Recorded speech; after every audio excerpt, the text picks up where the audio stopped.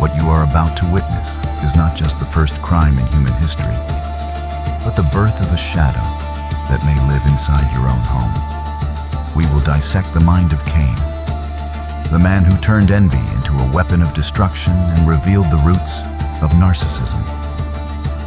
Wait to see how his pattern of behavior repeats itself in many toxic relationships today. Stay to watch and discover how to recognize the blood that cries out before it destroys you. Do not miss the final revelation about the path to healing. The evening wind carries a metallic scent the earth had never known, a mixture of dry dust and the sweet heat of blood seeping through the crevices of Canaan's cracked soil. I stand still, my knuckles still white from the force applied, as I watch Abel's body lose its color under a sun that seems to refuse to set on the horizon. There is no music or celestial choirs in this scene, and only the persistent hum of flies beginning to find the trail of the first human sacrifice made at the altar of a wounded ego. I look at my hands, stained with earth and ochre, feeling a coldness born in the marrow of my bones. A glacial realization that the silence I craved has now become a deafening scream inside my mind. Abel's face, once a source of constant irritation because of its purity, was now a broken mirror where I try to find the reflection of the superiority I believed I possessed above all things. The earth seems to groan beneath my feet, recording the temperature of that betrayal, while the first shadow of a spiritual psychopathy stretches across history. I do not feel the weight of a chest-crushing regret, but rather a growing irritation because the world did not stop spinning after my final act of authority over my own brother's life. The narcissism that now defines my existence began the moment I decided that God was not the judge of my offering, but merely a spectator who failed to applaud my personal effort. Every pore of my skin sweats the anxiety of one who has just discovered that, by eliminating a rival, I have only multiplied the presence of my greatest accuser in every corner of the world. I feel the dust clinging to my sweat-dampened eyelashes, a physical weight that seems to want to bury me, along with the one I have just silenced forever in the vastness of this lonely field. My feet are sunk deep into the coarse sand, the same earth that now drinks the blood of the righteous. And I realize that the quiet balance of my former life has been destroyed by a hunger for recognition that nothing can satiate. The void I tried to fill by killing the source of my comparison has only become a deeper abyss, yet where the echo of my own loneliness begins to whisper terrible truths. The voice that tears through the silence of the field does not come from outside. It vibrates from a place I cannot hide, a frequency that makes the dust on my skin crawl as if every pore were being watched. Where is Abel, your brother? The question does not seek information unknown to the Creator, but opens the abyss where my response should be repentance. Instead, I find only the cold metal of my own denial. Am I my brother's keeper? The words leave my mouth with the taste of ashes and the weight of a lie attempting to invert the order of things, as if my responsibility could be discarded like a useless burden by the wayside. My fingernails are caked with dirt, and the scent of Abel's sacrifice still seems to cling to my garments. A fragrance of acceptance I could never achieve through the sweat of my own brow. I feel the tremor in my hands, not out of fear for what I have done, but out of the fury of being discovered in my moral nakedness, an exposure the narcissist within me cannot endure without striking back. The pattern I establish here is that of one who prefers to murder the witness of his failure rather than face his own insufficiency before the mirror of divine holiness. The earth beneath my feet begins to cry out, a dull thud that seems to come from the bowels of the world, denouncing that the blood I shed possesses a voice I will never be able to silence with my arrogance. I realize that in trying to extinguish the light that shone on Abel's face, I have plunged my own existence into a darkness where the only reflection left is my own insatiable hunger to be seen as the only one. The syndrome I carry is not just a mistake along the way, but the conscious decision to build a kingdom of one, where the grass dies under the weight of my wounded pride. I feel the weight of the silence that settles after my defiant response. A vacuum filled not by forgiveness, but by the resonance of my own spiritual stagnation. Cold sweat trickles down my temples, mixing with the soot of the rejected sacrifice. As I realize that my attempt to silence correction only amplified the sound of my own fall. There is no hiding the stain that now defines my lineage. For the narcissism consuming me does not seek reconciliation, but the validation of a lie I built to survive my own shadow. The earth beneath my feet seems to refuse my weight, becoming sterile before a man who believes he is the center of a universe he cannot sustain with filthy hands. My vision blurs with the blinding glare of the desert sun, but what I see internally is the trail of destruction that began in my heart long before it reached Abel's chest. On every step I take away from this field is a movement toward the exile of myself, a constant flight from a divine gaze that does not condemn me for the error, but for my refusal to admit I am broken. The Cain pattern is the search for an altar where the ego is the only God, ignoring that the price of this worship is eternal loneliness in a land of nodules and shadows. I become the wanderer, bearing the stigma of one who preferred a throne of ashes over the table of brotherhood, transforming my existence into a monument to self-sufficiency that cracks under the pressure of truth. I realize that the mark I now carry on my forehead is not just a sign of protection, but the seal of a fragmented identity that refuses to bow before any authority other than its own desire. The narcissist being born in me is the heir to a hunger that consumes everything around it, turning brothers into rivals and love into a currency for applause that never comes. As I walk toward the east, I smell the dust kicked up by my feet. The same dust from which I was made and to which I return without the peace of one who knew how to share the breath of life. My story does not end with Abel's death, but with my survival in a world where I am the king of nothing, haunted by the echo of an acceptance I held in my hands and chose to crush. I feel the weight of the mark that now burns into my skin. A sign not of glory, but of a protection carrying the bitter taste of perpetual exclusion for one who did not know how to be a brother. My heavy steps kick up a gray dust that seems to stick to my throat, suffocating any attempt to justify the unjustifiable before the tribunal of my own isolated conscience. The narcissism governing me tries to construct a new narrative where I am the victim of divine preference. But the ground beneath my feet continues to vibrate with the truth that Abel's blood surrendered to the depths of the earth. The Cain pattern is this internal desert where grass does not grow because the water of empathy was replaced by the venom of constant comparison that corrodes the soul of one who wants to be the only one. With every league I put between myself and Eden, I realize that true exile is not geographical, but the distance from any heart that pulses at a different frequency than my own need for worship. My clothes are saturated with the scent of sweat from an effort that was never for love, but for power. A frantic search for applause to fill the void of an identity that only exists in opposition to another's brilliance. History's first narcissist is not born of an excess of self-love, but of an abysmal lack of self-knowledge, turning every mirror into a battlefield where the enemy is anyone who receives the grace I judge myself to deserve. I am the heir to a hunger that consumes the neighbor, to try and satiate an internal deity, demanding human sacrifices at the altar of wounded vanity. I realize that my flight to the land of Nod is the foundation of a culture that still governs entire cities today, where success is measured by the silence of those who dared to be better than us in their simplicity. The stigma I carry is the inability to celebrate another's growth. a spiritual pathology that would rather see the world on fire than see a brother's sacrificial fire accepted while mine remains cold.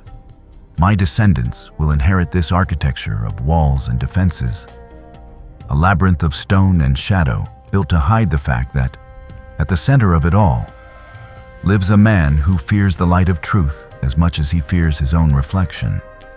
Cain's legacy is the city built on fear, where security is merely the illusion of one who killed love so as not to deal with his own human fragility. The building of my first city is not an act of progress, but a desperate attempt to raise walls against the gaze of a God who sees through my sweaty skin and my hands calloused by the effort to flee. The narcissist inhabiting me cannot endure the vastness of the open field, for the emptiness of the horizon constantly reminds me of the gap I left at my father's table and in my mother's heart.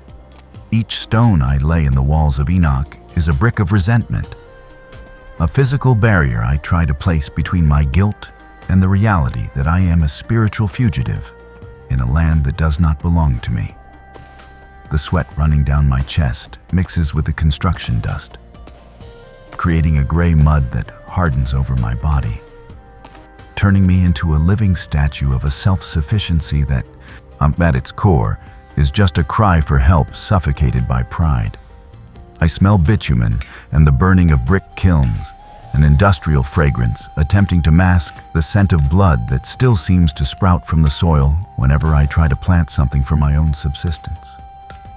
The Cain syndrome is this condemnation to produce much but never harvest peace, to rule many but never be loved by anyone who does not fear my mark or my silent fury.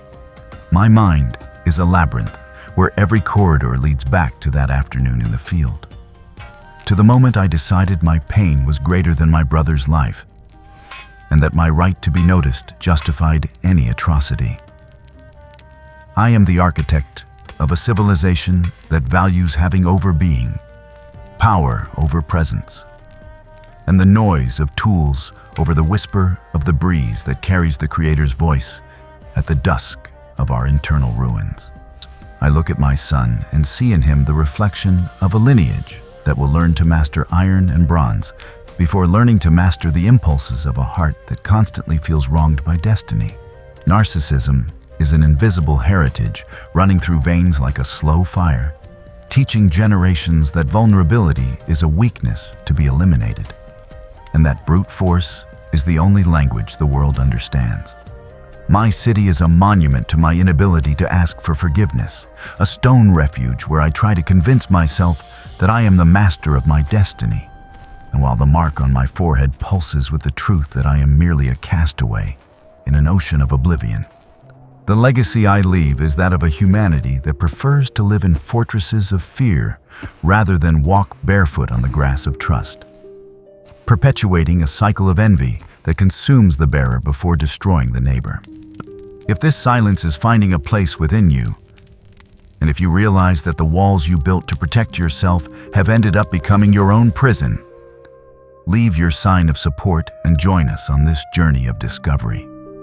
Comment below the phrase, "My healing has begun," as a seal of commitment to your own spiritual and emotional transformation today. My hands, now accustomed to the weight of construction tools and calloused by constant friction against raw stone, are the silent testimony of an existence trying to manufacture its own security. I feel the heat of the sun beating on my hunched back, sweat trickling down the channels of my spine and vanishing into the dust of a city foundation that will never know rest. The Cain syndrome is this urgency to build, to accumulate, to prove to the world and to oneself that the glow lost in the field of blood can be replaced by the shine of gold and the solidity of granite. Sasa, the narcissist inhabiting me, does not accept emptiness.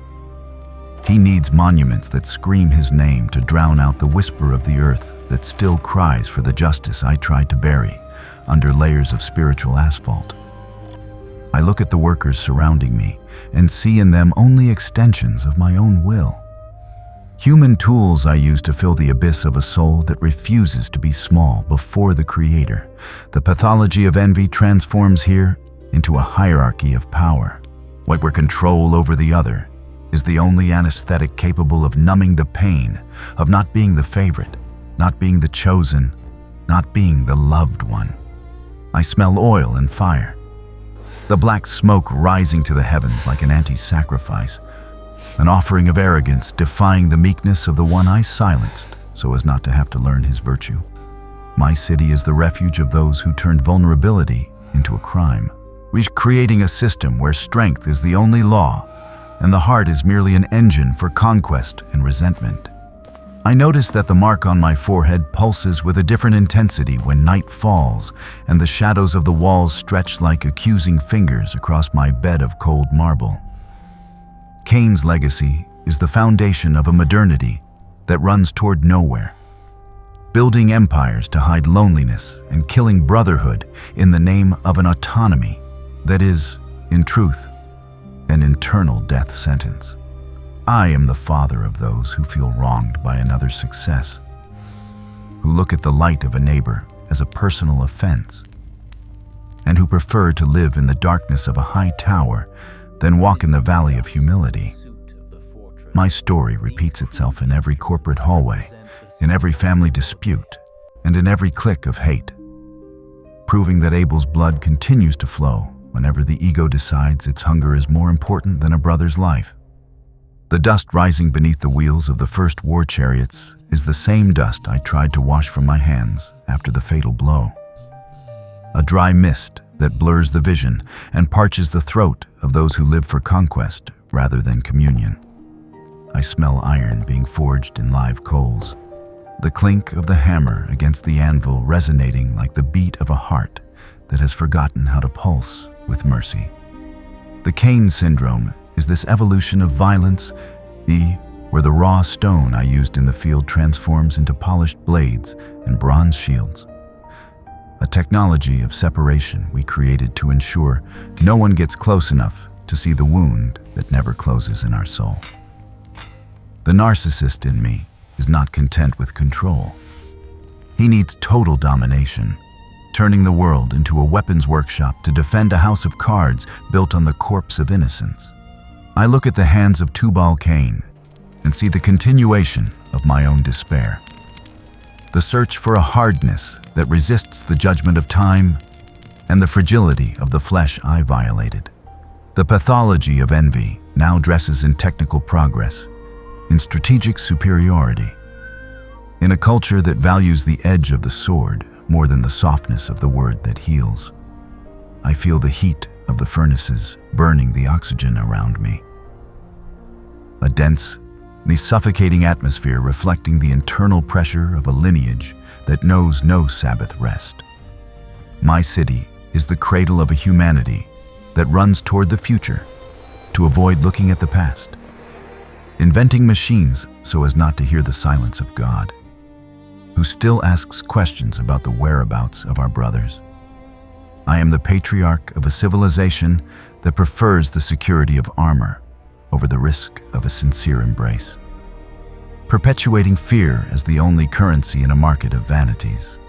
I realize that my mark, once a sign of divine protection, has become the coat of arms for an aristocracy of the ego, where a man's value is measured by his ability to inflict pain or accumulate the spoils of those who cross his path. Cain's legacy is the birth of social psychopathy, where the other is merely an obstacle or a resource to be exploited in the name of a greatness that never brings true satisfaction to the spirit. As the walls of Enoch grow, my soul shrinks, becoming a dry seed in a soil that drank the blood of justice and now produces only the bitter fruit of distrust. My story manifests in every power structure that crushes the small, in every system that rewards the merciless, and in every heart that closes to the suffering of others under the excuse of survival of the fittest. Abel's cry was not silenced by iron.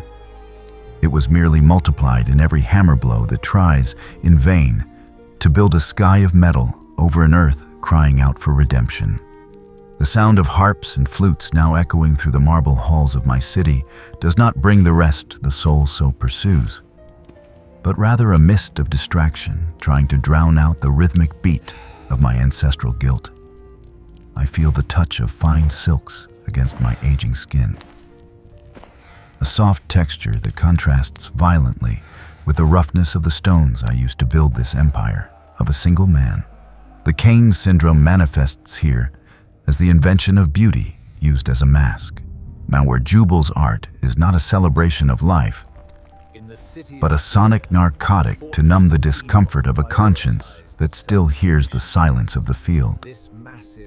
The narcissist in me needs luxury to validate an importance that God did not confirm, transforming aesthetics into a barrier of protection against the reality of my own spiritual and human misery. I look at the musicians playing under the glow of torches, observing the sweat glistening on their foreheads and the mechanical movement of their fingers over the strings, feeling that every note is a vain attempt to harmonize the chaos I planted at the beginning of time. The pathology of envy now becomes refined, sophisticated. An entertainment culture teaching us to look at the stage so we don't have to look at the brother suffering beside us.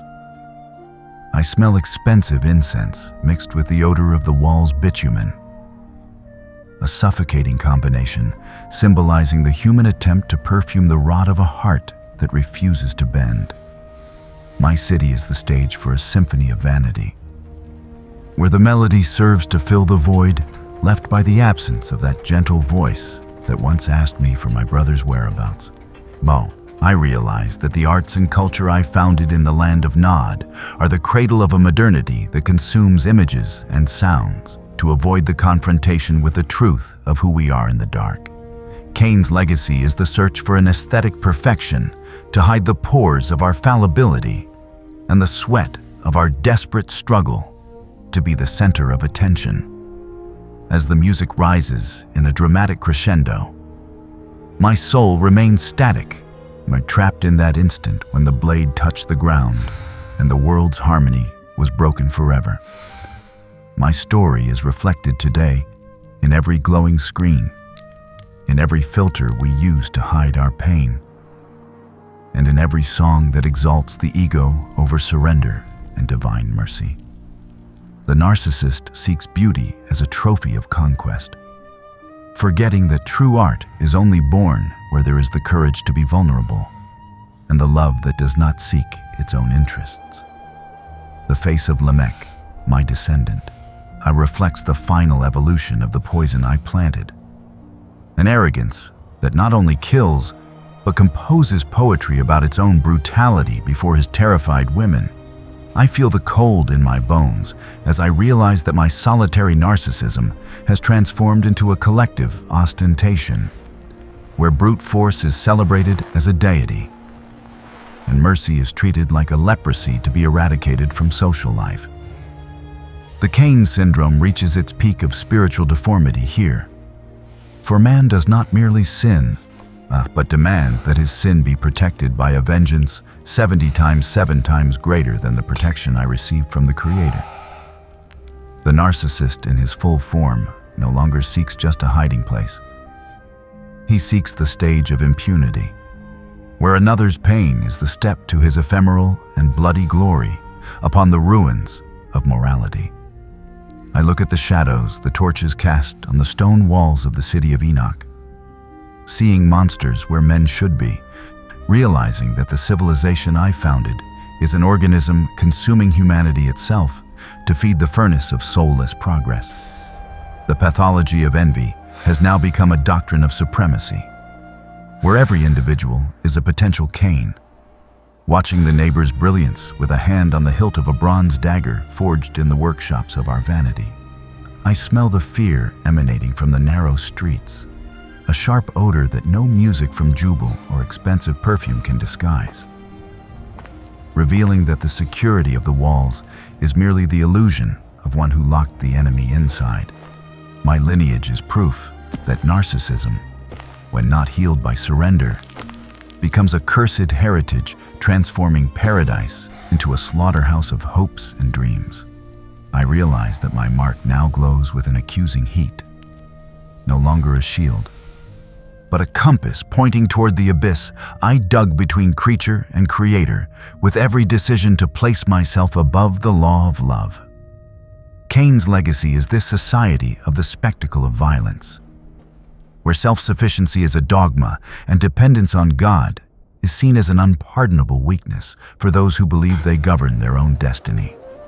As Lamech sings his song of death, my soul shrinks into the darkest corner of this marble palace, understanding that Abel's true death happens every day when the ego silences the voice of conscience.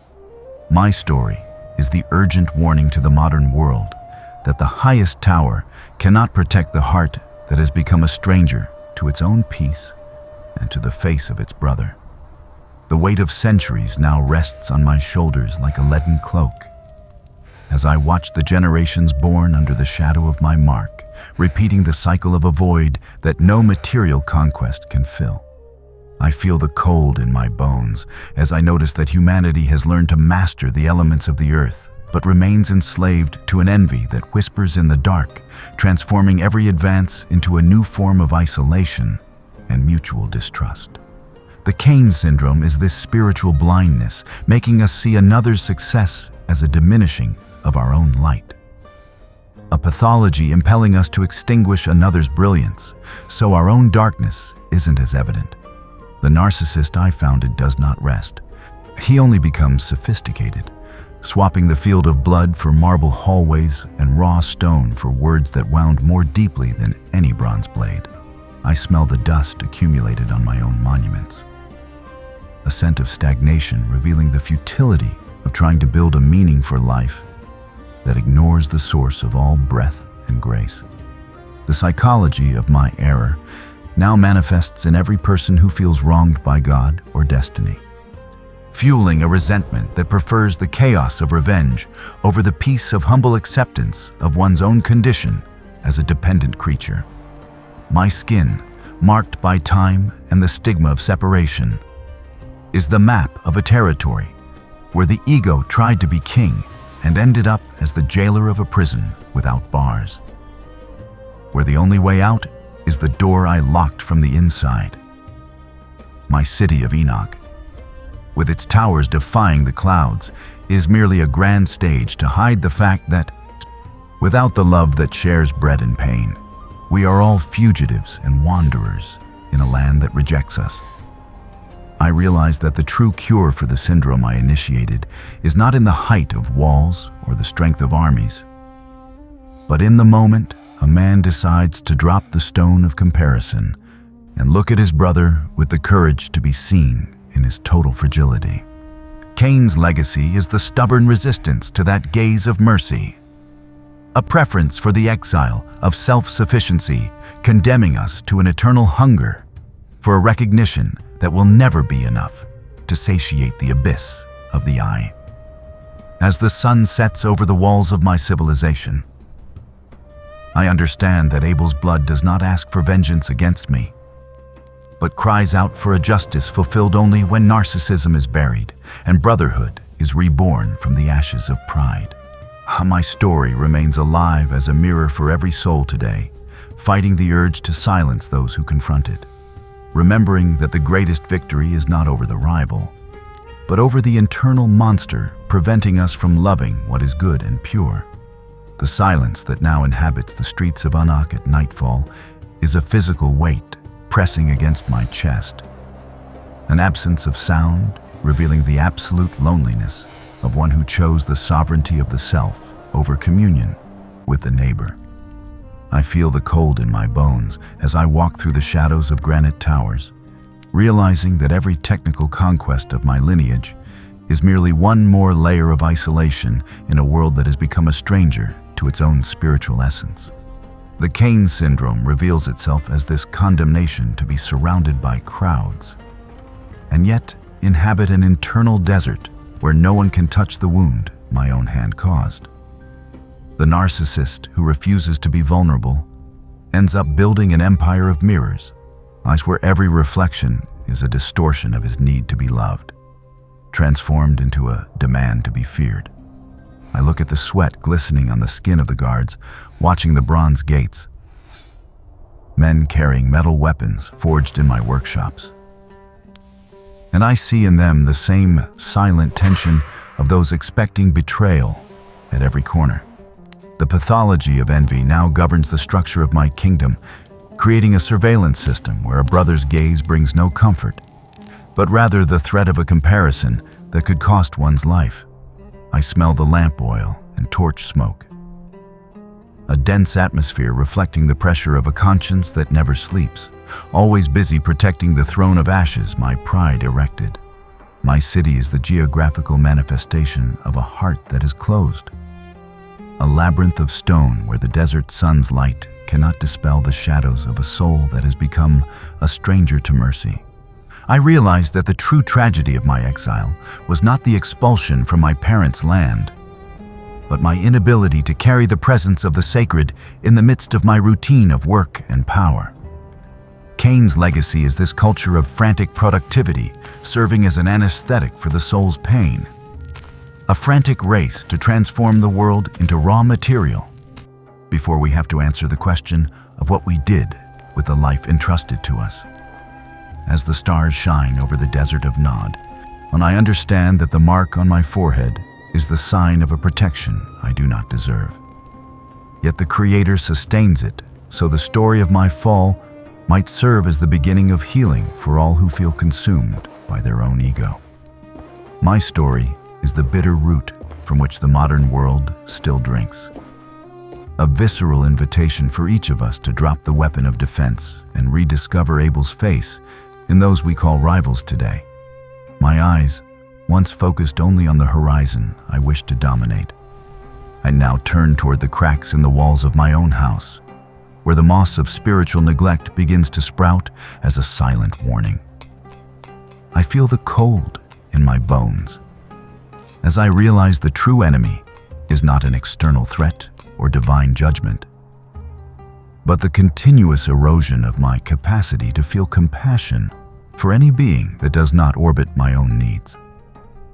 The Cain syndrome is this self-imposed loneliness, where the frantic search to be the center of attention ends up turning us into prisoners of a glass throne that cracks under the weight of our own arrogance. The narcissist I created is a master of camouflage, capable of transforming a gesture of charity into a spectacle of self-glorification, ensuring his name is remembered while the face of the needy remains in oblivion. I smell the rancid sweat emanating from my fine linen clothes, biological proof that, however I clothe myself in the glory of kings, my nature remains tied to the earth I cursed with my brother's blood. The pathology of envy becomes a distorted lens, making every blessing my neighbor receives seem like a personal theft, an open wound in my pride that only stops hurting when I manage to diminish another's joy. My mind is a windmill grinding every memory of kindness, turning them into fuel for a resentment that burns without consuming, and leaving only the black trail of bitterness in every word I speak. I am the heir to a hunger for recognition that devours the present in the name of a future glory that never arrives. For the heart that knows no gratitude is a leaking bag that never fills with peace. I realize that the mark on my forehead is, in fact, an invitation to reflect on the fragility of the life I tried to control with the edge of my sword and the weight of my ego. Mark Cain's legacy is the foundation of a world where having serves to hide the void of being. A society valuing the image projected on walls while the soul suffers from starvation in the basements of pride. As the wind blows the ashes of my old sacrifices, I understand that true freedom only begins when we accept being just one more in the Creator's vast tapestry, letting go of the morbid desire to be the only gold thread. My story is the cry of a castaway who found solid ground in humility and leaving a trail of healing for all who today feel like slaves to the need to surpass, win, and nullify the other to feel alive.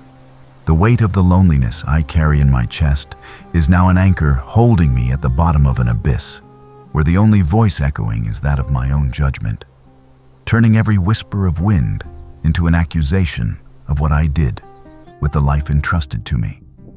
I feel the cold in my bones as I notice that the autonomy I so pursued is merely a refined form of abandonment.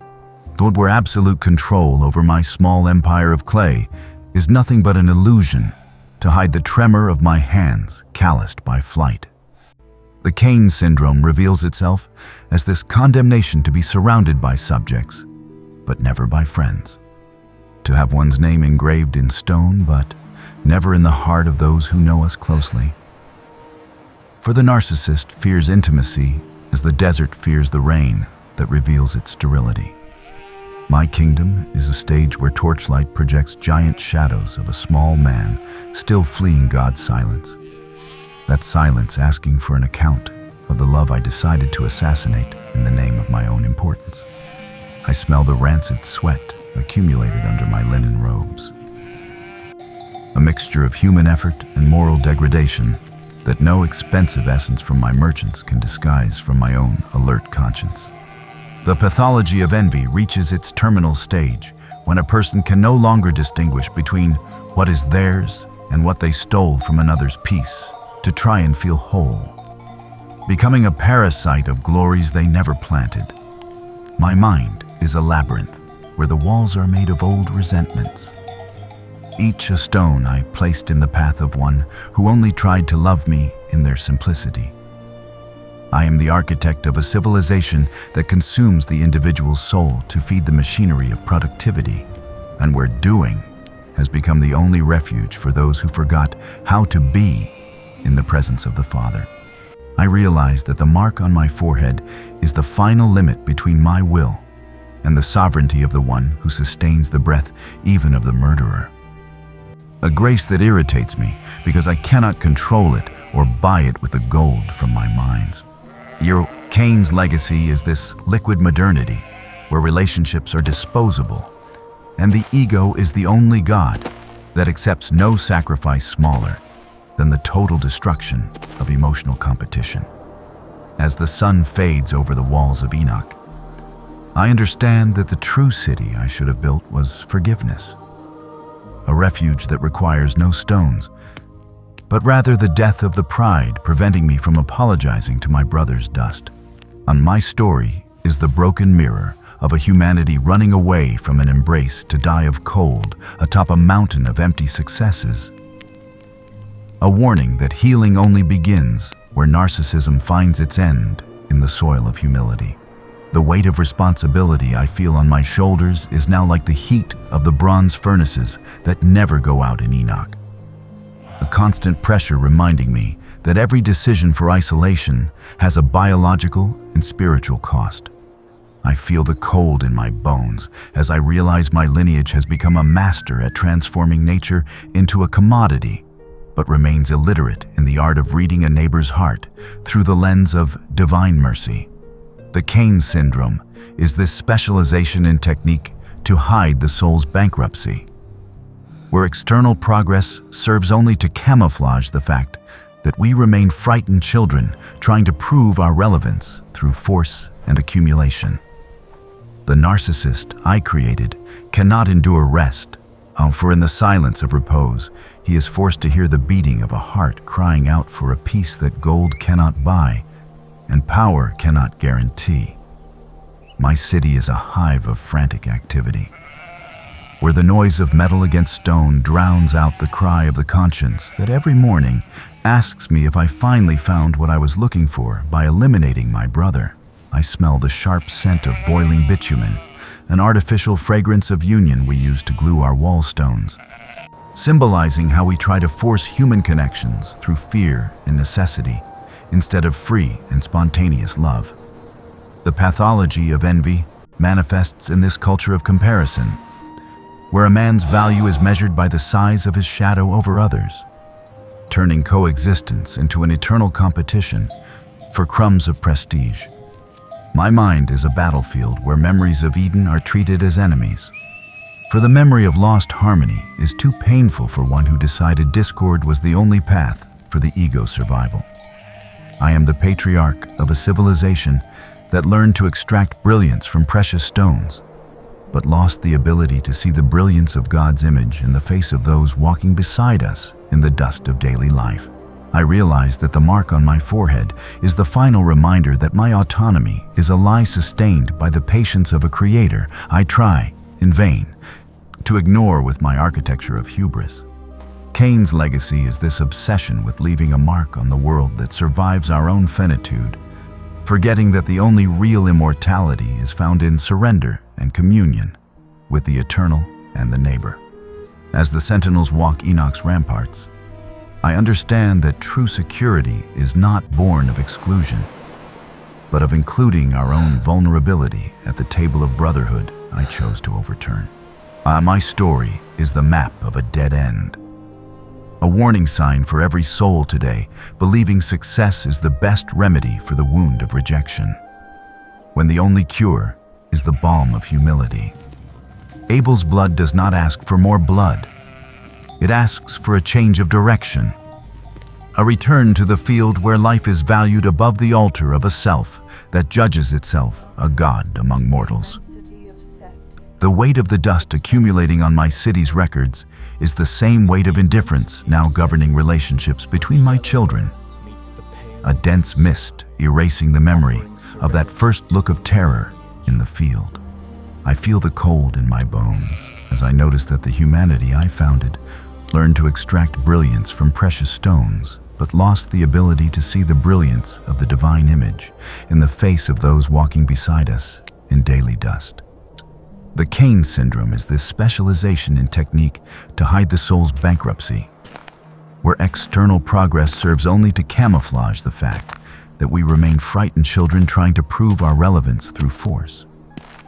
The narcissist I created cannot endure rest, for in the silence of repose, he is forced to hear the beating of a heart crying out for a peace that gold cannot buy and power cannot guarantee. My city is a hive of frantic activity, where the noise of metal against stone drowns out the cry of the conscience, asking me if I finally found what I was looking for. By eliminating my brother, I smell the sharp scent of boiling bitumen, an artificial fragrance of union we use to glue our wall stones, symbolizing how we try to force human connections through fear and necessity. The pathology of envy manifests in this culture of comparison, where a man's value is measured by the size of his shadow over others, turning coexistence into an eternal competition for crumbs of prestige. My mind is a battlefield, where memories of Eden are treated as enemies, for the memory of lost harmony is too painful for one who decided discord was the only path for the ego. I am the patriarch of a civilization that learned to master the elements but remains illiterate in the art of reading a neighbor's heart through the lens of mercy I once refused. Onto every command I give is seasoned by the rancid sweat of an authority not based on service, but on suppressing any light that dares to shine more intensely than my own cheap oil lamp.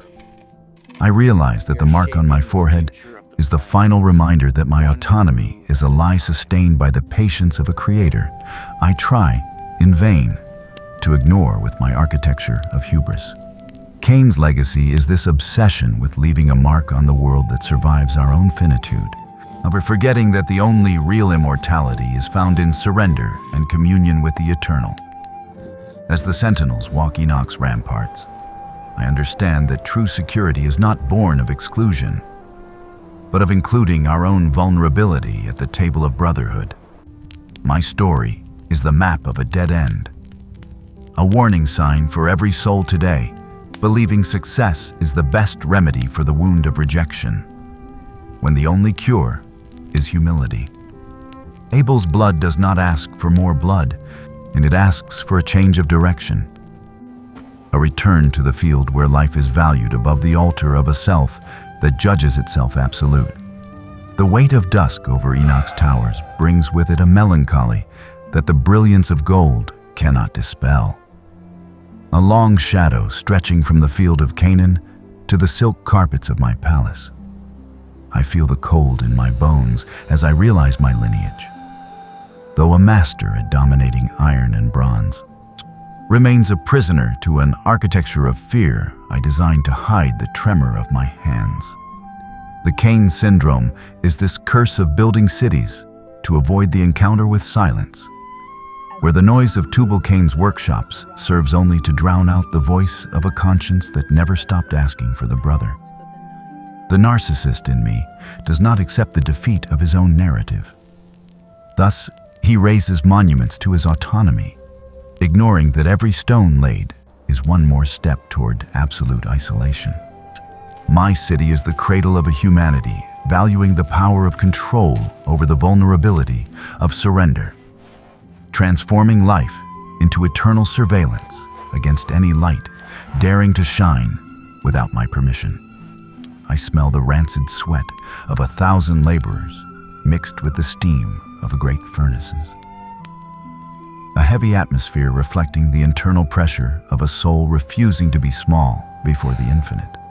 The pathology of envy manifests in this culture of ostentation, where success is used as a weapon to humiliate the rival, transforming merit into a psychological torture instrument against those possessing what I cannot buy with my effort.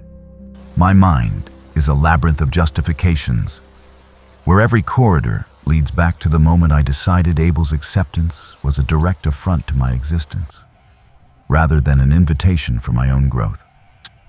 I am the patriarch of a civilization that learned to polish mirrors to admire its own face, but lost the courage to look into the eyes of those suffering beside them in the dust of the road.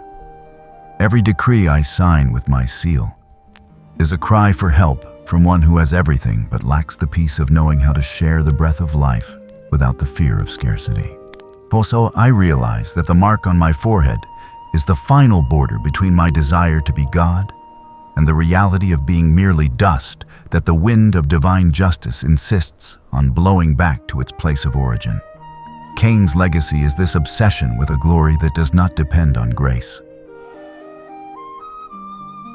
A society building empires of clay and pride while their foundations are eroded by the blood of injustice that was never properly mourned. As the stars shine over Enoch's ramparts, I understand that true security is not born of excluding the different, but of including our own fragility at the table of brotherhood I chose to break. My story is the record of a castaway who found solid ground in the loneliness of his own ego, leaving an urgent warning for every soul today to abandon the stone of comparison and seek the healing embrace. Abel's blood does not ask for punishment, but it asks for a change of direction, a return to the soil where life is celebrated above the altar of a self that judges itself the center of the universe. The weight of the stones making up my palace seems to increase with every sunset, as if the gravity of the earth were collecting tribute for the blood I tried to hide beneath its deep layers. I feel the cold in my bones as I observe that my lineage has become a master at shaping the outside world, but remains blind to the desert growing inside every chest, pulsing for recognition. The Cain syndrome is this condemnation to be the architect of a civilization, having everything to be secure, yet offering no shelter for the soul, fearing its own silence and story. The narcissist in me does not accept rest, for in the pause of movement, that he is forced to hear the beating of a heart crying out for a peace power cannot guarantee and gold cannot buy. My city of Enoch is a hive of frantic activity, where the noise of metal against stone drowns out the cry of the conscience that, every morning, asks me if I finally found what I was looking for.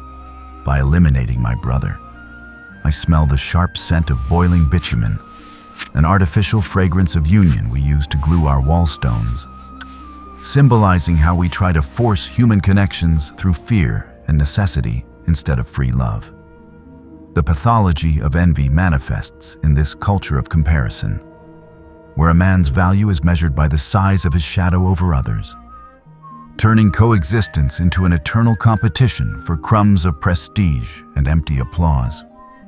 My mind is a battlefield where memories of Eden are treated as enemies, for the memory of lost harmony is too painful for one who decided discord was the only path for the ego's survival.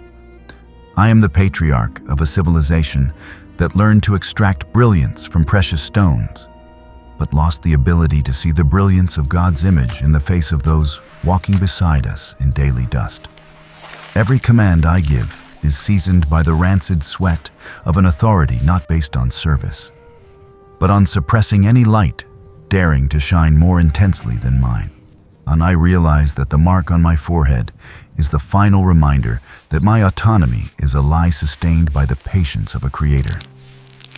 I try, in vain, to ignore with my architecture of hubris.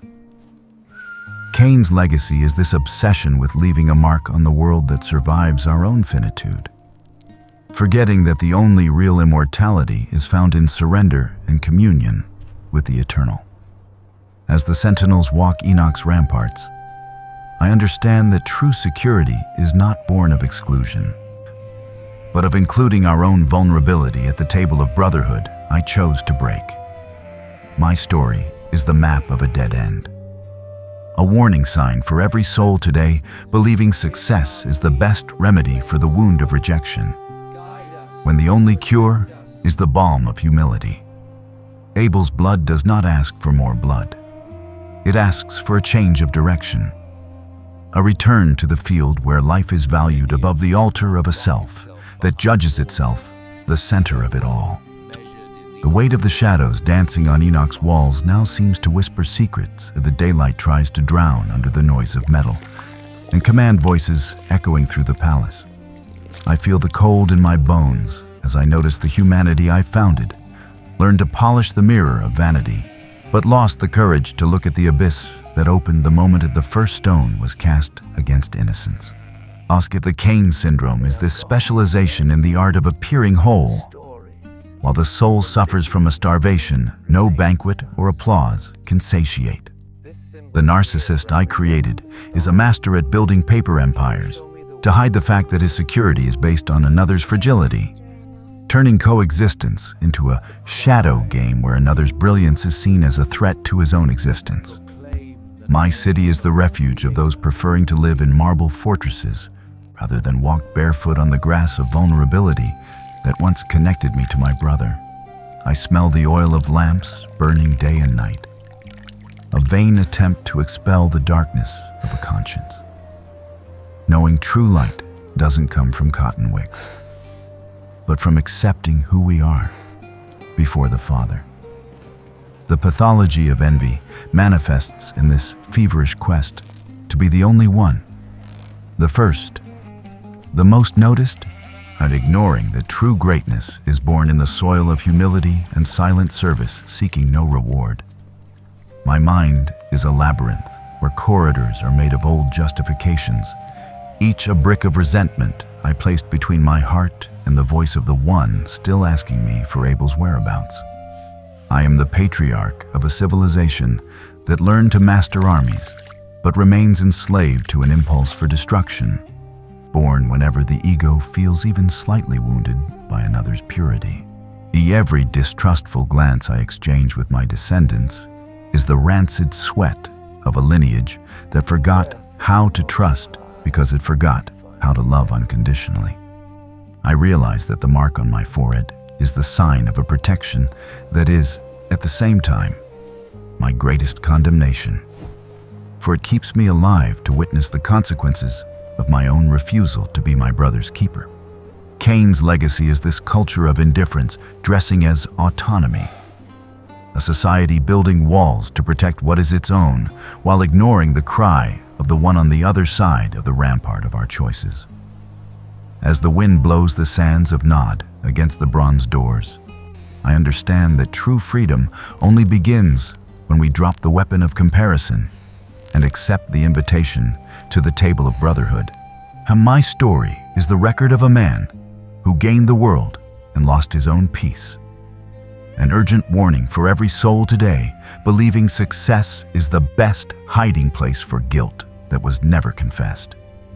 Abel's blood does not ask for punishment. It asks for a change of direction. A return to the soil where life is valued above the altar of a self judging itself absolute and lonely in its glory of ashes. The weight of the stones making up my palace seems to increase with every sunset.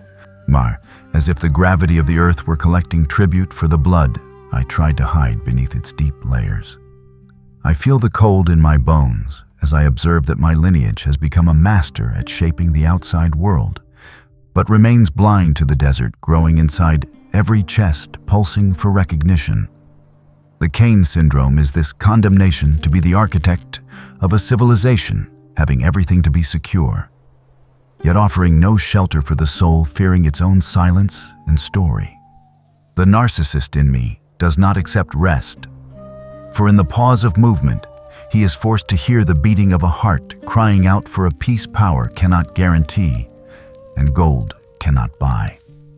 My city of Enoch is a hive of frantic activity, where the noise of metal against stone drowns out the cry of the conscience that, every morning, asks me if I finally found what I was looking for by eliminating my brother. And I smell the sharp scent of boiling bitumen, an artificial fragrance of union we use to glue our wall stones, symbolizing how we try to force human connections through fear and necessity instead of free and spontaneous love. The pathology of envy manifests in this culture of comparison, where a man's value is measured by the size of his shadow over others, turning coexistence into an eternal competition for crumbs of prestige and empty applause. My mind is a battlefield where memories of Eden are treated as enemies. For the memory of lost harmony is too painful for one who decided discord was the only path for the ego's survival. I am the patriarch of a civilization that learned to extract brilliance from precious stones, but lost the ability to see the brilliance of God's image in the face of those walking beside us in daily dust. Every command I give is seasoned by the rancid sweat of an authority not based on service, but on suppressing any light daring to shine more intensely than my own lamp. I realize that the mark on my forehead is the final reminder that my autonomy is a lie sustained by the patience of a creator I try, in vain, to ignore with my architecture of hubris. Cain's legacy is this obsession with leaving a mark on the world that survives our own finitude, forgetting that the only real immortality is found in surrender and communion with the eternal and the neighbor. As the sentinels walk Enoch's ramparts, I understand that true security is not born of exclusion, but of including our own vulnerability at the table of brotherhood I chose to break. My story is the map of a dead end, a warning sign for every soul today, believing success is the best remedy for the wound of rejection, when the only cure is the balm of humility. Abel's blood does not ask for more blood, and it asks for a change of direction, a return to the field where life is valued above the altar of a self that judges itself the center of it all. The weight of the silence settling after my defiant response is a vacuum filled not by forgiveness, but by the resonance of my own spiritual stagnation, revealing that the autonomy I so pursued is merely a refined form of abandonment. When I feel the cold in my bones as I notice the humanity I founded, learned to polish the mirror of vanity, but lost the courage to look at the abyss that opened the moment the first stone was cast against innocence. The Cain syndrome is this specialization in the art of appearing whole. While the soul suffers from a starvation no banquet or applause can satiate, transforming every technical advance into a new layer of isolation. But though the narcissist I created is a master at building empires to hide the fact that his security is based on another's fragility, turning coexistence into a shadow game where another's brilliance is seen as a threat to his own existence. My city is the refuge of those preferring to live in marble fortresses rather than walk barefoot on the grass of vulnerability that once connected me to my brother. I smell the oil of lamps burning day and night, a vain attempt to expel the darkness of a conscience knowing true light doesn't come from cotton wicks, but from accepting who we are before the Father. The pathology of envy manifests in this feverish quest to be the only one, the first, the most noticed, ignoring that true greatness is born in the soil of humility and silent service seeking no reward. My mind is a labyrinth where corridors are made of old justifications, each a brick of resentment I placed between my heart and the voice of the one, still asking me for Abel's whereabouts. I am the patriarch of a civilization that learned to master armies, but remains enslaved to an impulse for destruction, born whenever the ego feels even slightly wounded by another's purity. Every distrustful glance I exchange with my descendants is the rancid sweat of a lineage that forgot how to trust because it forgot how to love unconditionally. I realize that the mark on my forehead is the sign of a protection that is, at the same time, my greatest condemnation. For it keeps me alive to witness the consequences of my own refusal to be my brother's keeper. Cain's legacy is this culture of indifference dressing as autonomy. A society building walls to protect what is its own, while ignoring the cry of the one on the other side of the rampart of our choices. As the wind blows the sands of Nod against the bronze doors, and I understand that true freedom only begins when we drop the weapon of comparison and accept the invitation to the table of brotherhood. My story is the record of a man who gained the world and lost his own peace. An urgent warning for every soul today, believing success is the best hiding place for guilt that was never confessed. Abel's blood does not ask for punishment. It asks for a change of direction, a return to the soil where life is valued above the altar of a self-judging itself, absolute and lonely in its glory of ashes. The weight of my skin, now thin as the papyrus my scribes used to record iron laws, is the final map of a war I waged against the impossible. I feel the cold in my bones. A chill not from the north wind lashing Enoch's towers, but from a late realization that the immortality of my mark is my greatest sentence of isolation. The narcissist in me, who once roared for dominion, now whispers in the gloom of my chambers, asking if it was worth trading the warmth of a brother's chest for the coldness of the jewels adorning my empty scepter. My city, designed to be eternal, already shows the wrinkles of time in its foundations, proving that everything built on innocent blood carries the germ of its own dissolution. I am a monarch of ghosts, governing a lineage that learned to be strong so as not to be loved, and which now looks at me not with reverence, but with the same greed that once made me look at Abel's sacrifice. I smell the medicinal herbs and anointing oils my servants burn to prolong my breath. A scent of pharmacy and despair, trying to mask the smell of the earth, reclaiming what is hers by right. The pathology of envy at the end of life reveals its cruelest face. The realization that I spent my life trying to outdo one who was already at peace, while I became a slave to my own need for superiority. My mind, once a labyrinth of defense strategies, is now a desolate plain where the only sound is the echo of that divine question still vibrating in the air. Where is your brother? The answer, which I tried to silence with walls and symphonies, now screams in every aching joint of my body, reminding me that narcissism is a banquet where the host ends up devouring himself in the darkness of his own importance. And I'm the patriarch of a civilization knowing how to conquer the world, but forgetting how to return home. For home was the other I chose to annihilate. I realized the mark on my forehead, which all fear, is the seal of a mercy I used only to hide, never to transform, turning grace into an armor of pride. Cain's legacy, which I see reflected in the ambitious eyes of Lamech and his sons, flickers on the granite wall. I understand that the light of the last torch flickers on the granite wall. I understand that the light of the last torch flickers on the granite wall. I understand that the light of the last torch flickers on the granite wall. I understand that the light of the last torch flickers on the granite wall. I understand that the light of the last torch flickers on the granite wall. I understand that the light of the last torch flickers on the granite wall. I understand that the light of the last torch flickers on the granite wall. I understand that the light of the last torch flickers on the granite wall. I understand that the light of the last torch flickers on the granite wall. I understand that the light of the last torch flickers on the granite wall.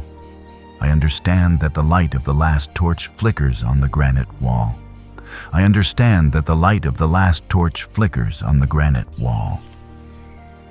I understand that the light of the last torch flickers on the granite wall. I understand that the light of the last torch flickers on the granite wall. I understand that the light of the last torch flickers on the granite wall. I understand that the light of the last torch flickers on the granite wall. I understand that the light of the last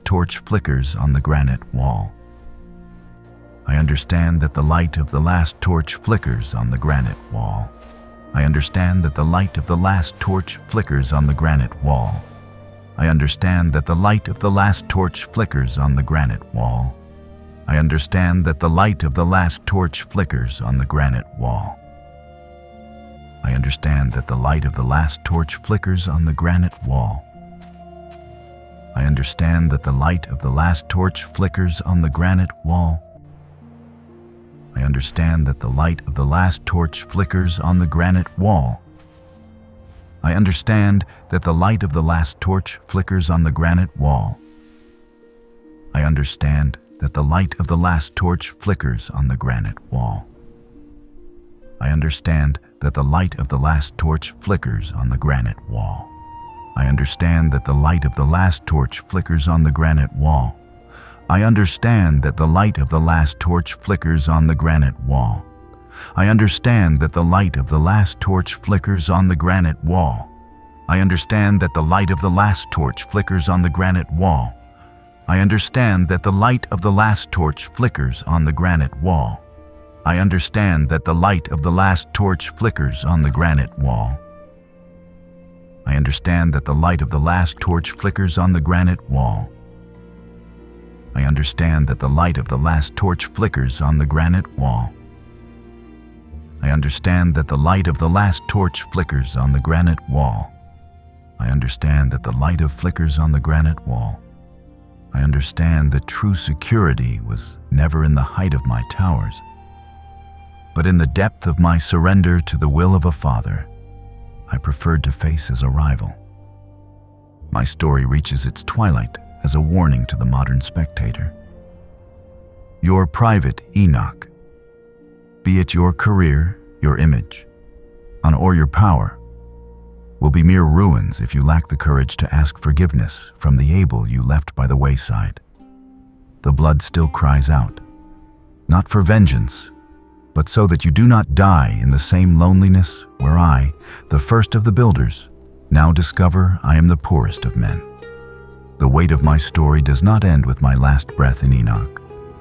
It continues to pulse in the veins of a humanity still waking up every day, with the same stone of comparison hidden under the skin. And I feel the cold in my bones as I realize my name has become an adjective for hate, when in fact, I should be the mirror for your healing. The visual reminder that narcissism is a disease of vision, making us see another's brilliance as a threat to our own existence. The Cain syndrome is the DNA of every venom-laden social media comment, every silent sabotage in the workplace, and every wall of indifference you build inside your own home to avoid admitting you are hurt. Onto the modern narcissist is my direct heir, the one preferring the isolation of the top of a pyramid of empty successes to the vulnerability of an embrace recognizing the mutual need for forgiveness and grace. I smell the sweat of your daily struggle for relevance. This Herculean effort to prove your sacrifice is better, your life more worthy of applause, and that your private Abel does not deserve the stage he occupies. The pathology of envy is the cancer of the soul consuming the host while he watches the neighbor's health, a spiritual distortion transforming admiration into resentment and inspiration into a battlefield. My mind, which once designed cities, now turns to you, the spectator of this spiritual autopsy, to ask, how many stones do you still carry in your pocket, waiting for the moment to hurl them against those who only reflect the light you refuse to kindle in yourself? I am the warning that self-sufficiency is the fastest road to Nod, the land of emotional nomadism, Fadal, where you will have everything money can buy, but nothing the soul needs to rest in peace. I realize that the mark I bore on my forehead is now imprinted on the culture of urgency and performance, where being first is more important than being just, and where the I has become the only altar still receiving offerings of blood and time. Cain's legacy is only broken when you have the courage to look sideways and, instead of asking, why him, ask, how can I serve? The true cure for the narcissism dividing us begins in the soil of humility. The instant you decide you don't need to kill anyone's brilliance for your lamp to be seen by the Creator. While the ruins of my story are excavated by the truth of the Word, I leave you the choice I lacked the courage to make. Drop the stone, tear down Enoch's wall, and rediscover that being your brother's keeper is the only way to stop being a fugitive from yourself. Abel's blood stopped crying out for justice the moment the cross offered mercy. The question now is whether you will accept the invitation to the table or continue building cities to hide from a love that never stopped looking for you. If you've made it this far, it's because Abel's voice echoed somewhere in your conscience, and the Cain pattern was finally exposed in your life. Don't leave this video the same way you entered. Leave your comment with the word freedom if you decide today to tear down the walls of your own pride, and subscribe to this channel to continue your healing journey through the scriptures. The final weight of this journey does not dissipate as the credits roll. It transforms into a silent invitation for you to breathe the pure air of honesty before your own mirror. I feel the cold in my bones disappear, only when I realize my fall can serve as a step for your spiritual ascent, and that the blood which once stained my hands was finally washed by a grace I, in my arrogance, judged impossible. The Cain syndrome dies at the exact second you stop fleeing and allow the Father's gaze to find your wound, not to expose it to scorn, but to seal it with the balm of an identity not dependent on achievements or comparisons. The narcissist inhabiting us is defeated by the meekness of those who understand. Yet the kingdom belongs not to those who impose themselves by force, but to those who have the courage to be small enough to pass through the narrow gate of brotherhood. I smell the rain now falling on Nod's dry land, a fragrance of renewal announcing the end of emotional drought, for all who decide to break the stigma of envy with a hammer of gratitude. The pathology of comparison dissolves when you understand that the neighbor's altar is not a tribunal against you, but a testimony to the generosity of a God who has enough bread for everyone at the table.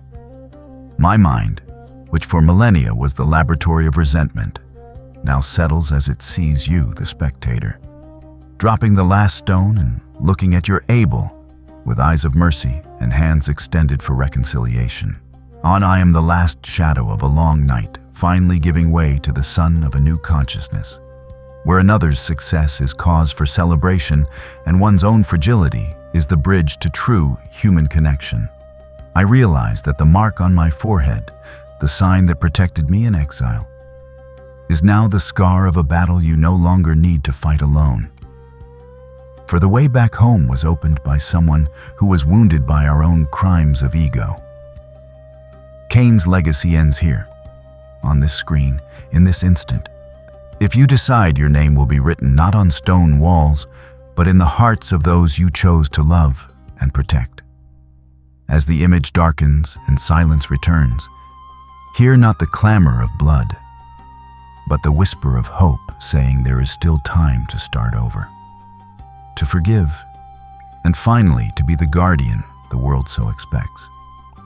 My story was your warning.